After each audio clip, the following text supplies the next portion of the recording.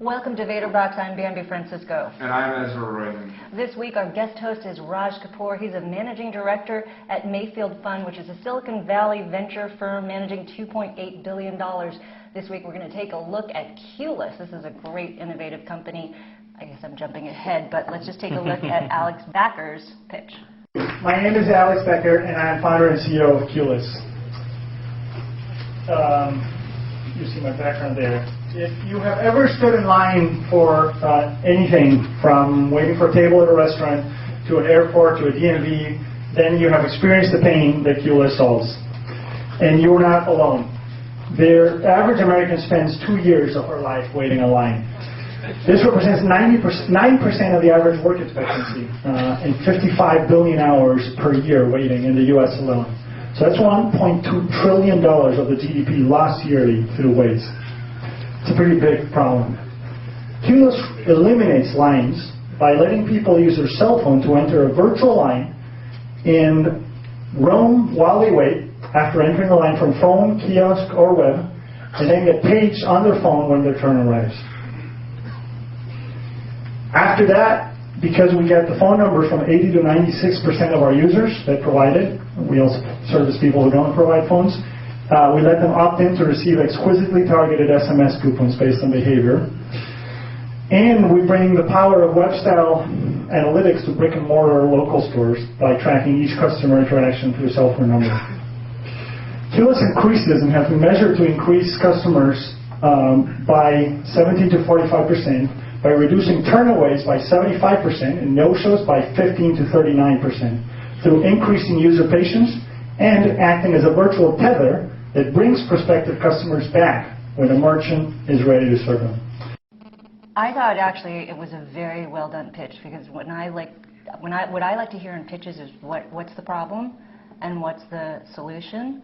And he did that right off the bat: problem, solution, and then the value proposition for investors as well as for his clients, his advertising clients, and the consumers. And he provided a lot of numbers, a lot of ROI. In 4 minutes, he did a great job getting pretty much the whole story out. I mean, it's an early stage company, so there's things you'd like to see. There's data and other things you'd like to see about how the service actually works, but he's still kind of just getting sounds like getting the service into the market. Mm-hmm. And I was able to meet him at Juice Pitcher and get a demo and get a little bit of more background on the company. It seems like he's a very bright guy, and has a good handle on the problem. So I think he articulated the problem and the solution well. There's a lot more information you'd want, but I think he did a good job there. So when I looked at it, I was first worried by his low energy level. It kind of started out slow, and this is more about the quality of the pitch versus the material that he talked about.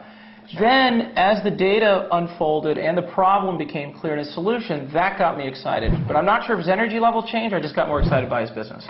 Maybe that's just who he is. Yeah. I think that's sort of the way he speaks. But you're right. You kind of need to be enthusiastic, and you need to You need to jump into it and get the first 30 seconds, get the audience on their seat. Grab them. Yeah, you're right. That's right. I think he could use a grabber right at the beginning. That's true. That's true. Well, I mean, look, you spend 2 years of your life waiting in line. I think that's pretty good. That was interesting. So let's talk about the novelty. I think this is. I've looked around. I don't know how many waiting line management systems, companies, software companies are out there. I don't know if any even are public. I'm sure they're a small part of a larger company. But to me, it sounds very novel. I mean, we hear lots of companies, and this is, line management and expanding that to a broader public. To manage time management systems, I think is a great idea. I think this falls in the very, very clever category. Yeah. I think it's somewhere south of the completely game-changing technological thing. I think there are some IP things you might be able to create, but I put this in this is very clever, and if you can execute on it, you can create a nice little business. This is also, it's one of those consumer pain points that everyone has experienced, so anyone can relate to it right away. It's not some esoteric thing. And the big innovation that he's taken advantage of is the fact that we all have sensors now that we're carrying with us, which are mobile phones. Yep. So we don't need to go and get those little shiny light things that come at a restaurant anymore. Yeah. Why do you need to do that? And most places don't even have that. Places that you want to have it, like the DMV, don't have it. Right. So very, very good idea, and at the right time. And also, what he tied into his pitch really well was how this actually impacts the bottom line of those establishments. The percentage numbers, who knows how big that data set is.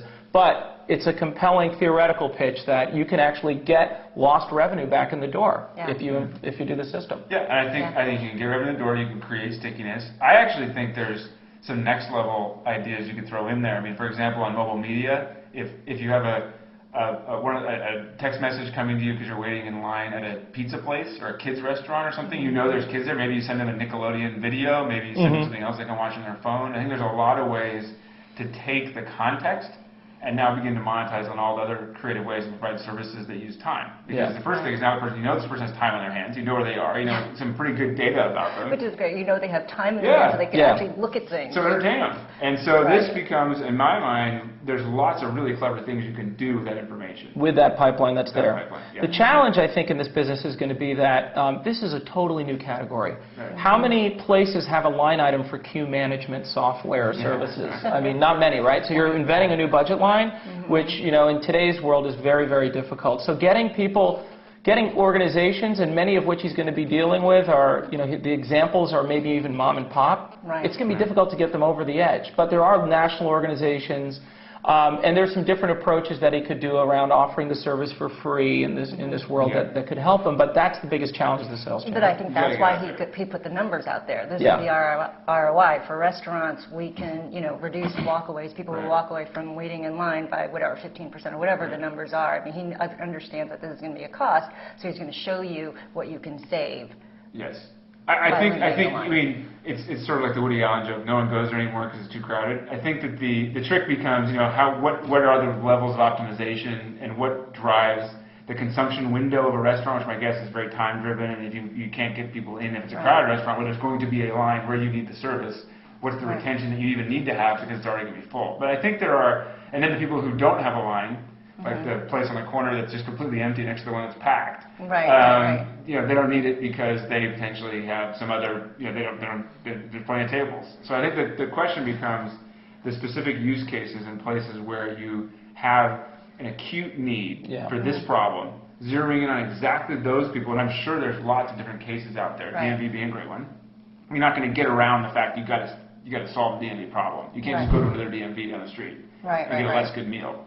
So I think there are places, hospitals, DMV, other places where the consumer is locked in to the flow, and you can now streamline that. I think those are all applications, but I would say, to Raj's point, you're going to have to get out and sell it. I mean, you're going to have to convince one by one people to use it. And this is a big challenge because this is new. You're going to have to convince them that this is worth spending for. And this is my challenge. I mean, I love this product. The challenge here, I think, is Alex is going for too many customers. So the DME, focus on a vertical, doctors, restaurants, you know, theme parks, casinos. All great places, but you got to. I mean, I think he's got a sales force of a couple people. To be able to attack. You can start. You know, a lot of local businesses start with national chains, and then they work their way down because the average local merchant doesn't even understand ROI that much. You know, to go into these things. You know, the other issue here is, and I think that this could be addressed, is what's the barrier? You know, this is it's one of those great ideas, but then now is everyone going to copy it? And are there going to be 20 QLesses that are running around?